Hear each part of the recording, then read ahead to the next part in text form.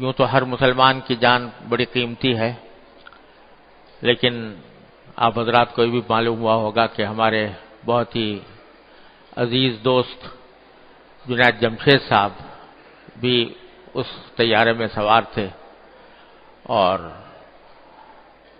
وہ بھی اس حادثے میں شہید ہوئے ہیں۔ انا للہ و انا الیہ راجعون۔ ابھی تک جو لوگ شہید ہوئے ہیں ان کی لاشوں کی شناخت بھی نہیں ہو پائی، اور اس کی کارروائی جاری ہے۔ وہاں سے مسلسل رابطہ ہے اور پل پل بھر کی خبر آ رہی ہے، لیکن ابھی تک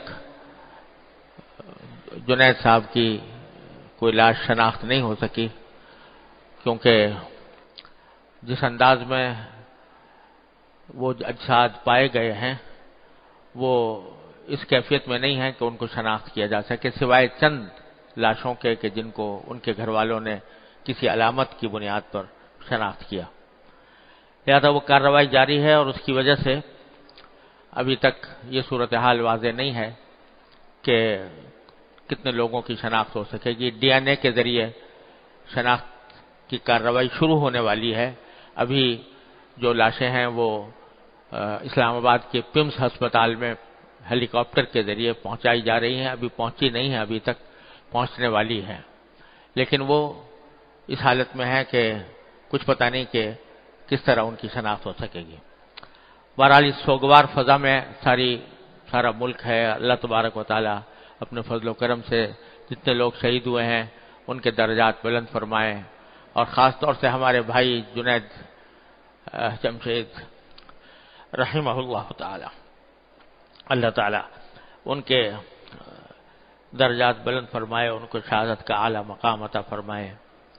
مجھے ابھی ان کے ساتھی نے ٹیلی فون پر رات مجھے بتایا کہ جو چترال میں بیان کر رہے تھے، اس بیان کے دوران اچانک انہوں نے کہا کہ میں کچھ دعائیں کرنا چاہتا ہوں، سب لوگ اس پر آمین کہیں۔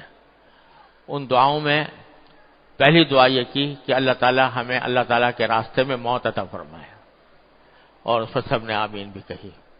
اور پچھلے جمعہ کا جو خطبہ، جمعہ کی نماز کہیں پڑھائی تھی، اس میں پہلی رکعت میں یہی آیات تلاوت کی کہ وَلَا تَحْسَبَنَّ الَّذِينَ قُتِلُوا فِي سَبِيلِ اللَّهِ أَمْوَاتٌ بَلْ أَحْيَاءٌ وَلَٰكِن لَّا تَشْعُرُونَ۔